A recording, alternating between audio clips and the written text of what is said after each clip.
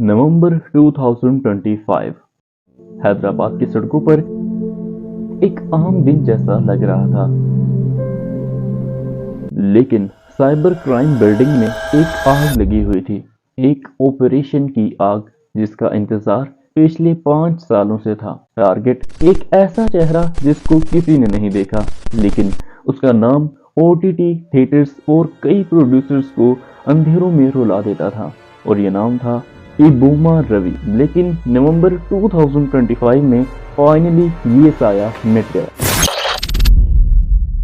India में हर साल हजारों मूवीज बनाई जाती हैं। एक फिल्म को बनाने के लिए कम से कम 100 करोड़ खर्च होते हैं। एक वो बंदा जो फिल्म पर पैसा खर्च करता है, दूसरा वो जो फिल्म को लिखता है, तीसरा वो जो फिल्म को डायरेक्ट करता है, चौथा वो जो मेन लीड में हीरो होता है, और फिफ्थ वो जो हीरोइन होती है। और इन पांचों लोगों के पीछे हजारों और लोग काम करते हैं, और उनका चूल्हा सिर्फ इस फिल्म की वजह से चलता है। और जब ये 2-2.5 घंटे की फिल्म कई सालों के बाद और हजारों लोगों की मेहनत से बनकर थिएटर में 500 से 700 की टिकट प्राइस के साथ रिलीज होती है, तो तब ये फिल्म एक बंदा अपनी वेबसाइट पर फ्री में रिलीज कर देता है, और इसको लाखों लोग यूं ही देख लेते हैं। और बताया जाता है कि इबोमा रवि ने 60,000 से भी ज्यादा मूवीज अपनी वेबसाइट्स पर अपलोड कर रखी थी, और इस एक बंदे की वजह से इंडस्ट्री को 21,000 करोड़ से भी ज्यादा का नुकसान हो चुका है। तो मेरे ख्याल से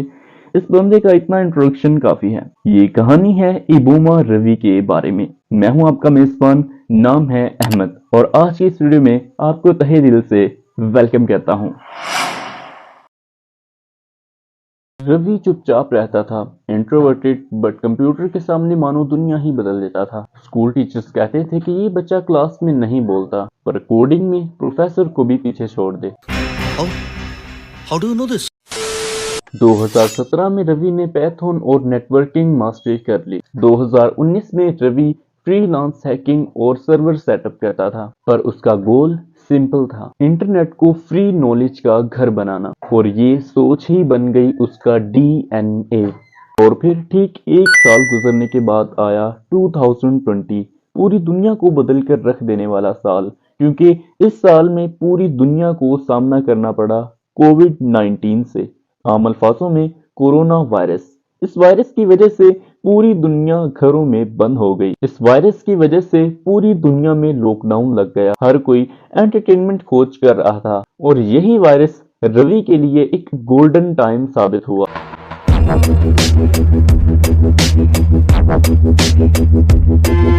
जैसा कि हर कोई एंटरटेनमेंट खोज कर रहा था, लेकिन ओटीटी सब्सक्रिप्शन महंगे थे, थिएटर्स बंद, हर कोई घर में बंद था और बाहर भी नहीं जा सकता था। और तभी रवि के दिमाग में एक आइडिया आया। रवि ने 2 दिन के अंदर अपने लैपटॉप से एक वेबसाइट क्रिएट की, iboma.org से। एक सिंपल साइट, लेकिन इसमें छुपा था एक बीस्ट जो बहुत जल्द सबको निकल जाने वाला था। रवि अपने सर्वर की हर 14 घंटों में लोकेशन बदलता था, किसी भी गवर्नमेंट ट्रैकर के लिए एक नाइटमेयर। पहले हफ्ते में इस वेबसाइट पर 6 लाख से भी ज्यादा विजिटर्स आए, और एक महीने में ये नंबर 22 मिलियन से भी ज्यादा क्रॉस कर चुका था। इस वेबसाइट में एक्सप्लोडेड था साउथ इंडिया कंटेंट, इसके अलावा और भी बहुत कुछ। और फिर एक और साल गुजरने के बाद आया 2021, और अब आईबोमा सिर्फ एक वेबसाइट नहीं बल्कि एक अंडरग्राउंड टीम बन चुकी थी। रवि ने इन 2 सालों के अंदर अपना सीक्रेटली एक नेटवर्क बनाया। नेदरलैंड के 2 क्लाउड एडमिन, इंडोनेशिया का इनकोडर, दुबई का क्रिप्टो हैंडलर, और इंडिया के 4 कंटेंट अपलोडर्स, और सिंगापुर का डोमेन फ्लिपर। ये अलग अलग मुल्कों के टीम मेंबर्स एक दूसरे का नाम तक नहीं जानते थे, यहाँ तक कि voice calls distorted, chat encrypted, और सब सिर्फ एक ही लीडर का नाम सुनते थे, पिक्सल ब्रोकन, जो हकीकत में रवि था। पैसों से खुशियां नहीं खरीद सकते। ये डायलॉग सिर्फ वो लोग मारते हैं जिनके पास पैसे होते ही नहीं। मुझे इतना पैसा कमाना है तो मुझे उसकी इज्जत ही नहीं करनी पड़े।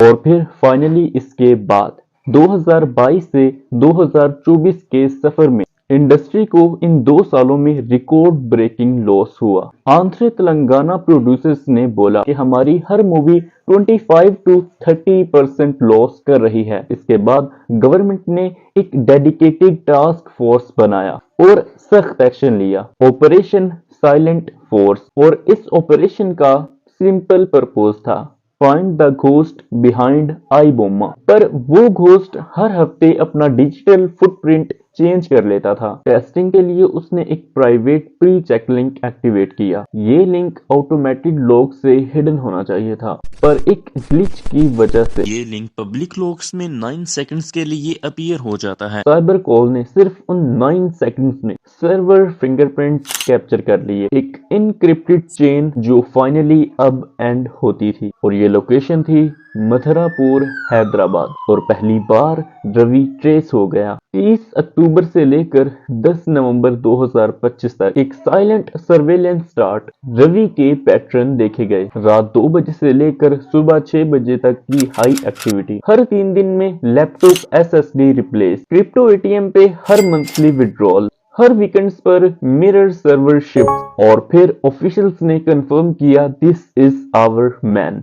अब हम बात करते हैं अपनी वीडियो के लास्ट बट इम्पोर्टेंट पार्ट की, यानी रवि की आजादी के आखिरी महीने की, जब वो अरेस्ट होने वाला था। थोड़ी देर पहले मैंने आपसे ऑपरेशन साइलेंट फोर्स का जिक्र किया था और यही ऑपरेशन गवर्नमेंट ने इस महीने में स्टार्ट कर दिया, यानी नवंबर 2025 में with 15 officers, 2 cyber specialist, complete silence के साथ रवि अपने कमरे में ही था। कोडिंग, हेडफोन्स ऑन और लैपटॉप स्क्रीन पर लिखा था मिरर शिफ्ट 11.exe। जब ऑफिसर्स ने क्वाइटली रूम में एंटर किया तो रवि ने बस एक ही सवाल पूछा, इतना टाइम कैसे लगा? उसने कोई रेसिस्टेंस नहीं दिया। लैपटॉप, हार्ड ड्राइव्स, कोड्स सब साइज हो गया और टीम ने बहुत सा डाटा रवि से ले लिया। और सुबह 8 बजे breaking news, iBomma founder arrested in Hyderabad. और इन्वेस्टिगेशन में सब शॉक्ड थे क्योंकि रवि पैसे के पीछे नहीं था। उसकी 2020 से 2025 तक की अर्निंग नियरली 2.1 मिलियन डॉलर्स थी, जो इंडियन करेंसी में बनते हैं ऑलमोस्ट 20 करोड़। बट कुछ आर्टिकल से पता चलता है कि रवि ने खुद पर सिर्फ 3.6 लाख खर्च किए, लेकिन ये खबर गलत भी हो सकती है क्योंकि 5 सालों में सिर्फ ऑलमोस्ट 4 लाख रुपया खुद पर खर्च करना,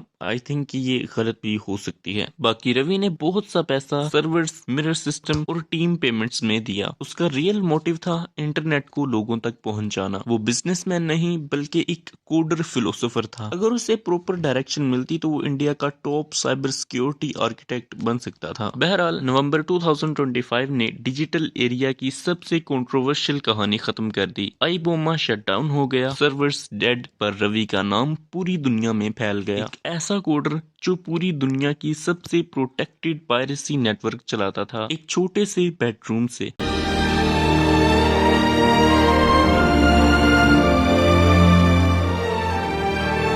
पैसों से खुशियाँ नहीं खरीद सकते। ये डायलॉग सिर्फ वो लोग मारते हैं जिनके पास पैसे होते ही नहीं। मुझे इतना पैसा कमाना है तो मुझे उसकी इज्जत ही नहीं करनी पड़े।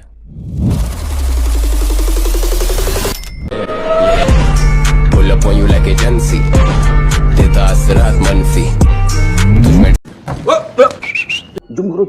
अखियां नु ठल्लो आ दिल पौंदा सिवा